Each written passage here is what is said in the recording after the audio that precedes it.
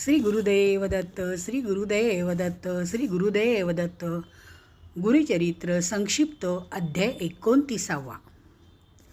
पूर्वी मंदरगिरी पर्वतावरती भगवान शंकर पार्वतीसह क्रीडा करण्यासाठी गेले असताना त्यांच्या सभेत भस्म महिमा विचारण्यासाठी इंद्र 33 कोटी देवासमवेत उभा राहिला होता. त्या सभेत शंकराने भस्म महिमा सांगितला. ऐसा शंभू उमेसहित बैसलासे सभेत 33 कोटी परिवारासहित इंद्र उभा ओळंगेसी. ऐसा शंभू उमेसहित बैसलासे सभेत 33 कोटी परिवारासहित इंद्र उभा ओळंगेसी. गुरुदेव दत्त, गुरुदेव दत्त, गुरुदेव दत्त. अध्याय 29 समाप्त.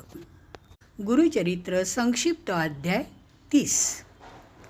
क्षयव्याधीने पीडित असलेल्या आपल्या पतीस घेऊन माहूरगड येथील एका कोवळ्या वयाची ब्राह्मण स्त्री श्री गुरूंच्या कृपेने आपला पती व्याधीमुक्त होईल अशी हृदयाशी आशा बाळगून मोठ्या भक्तिभावाने गाणगापुरास आली होती. गाणगापुरास येता क्षणीच तिचा पती मृत झाला. तेव्हा त्या स्त्रीने अतोनात शोक करण्यास सुरुवात केली.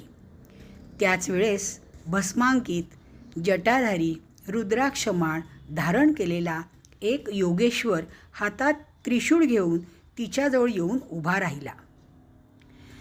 भस्मांकित जटाधारी रुद्राक्षमाळा भूषणालंकारी त्रिशूळ धरिला असे करी येऊन या जवळी उभा ठेला.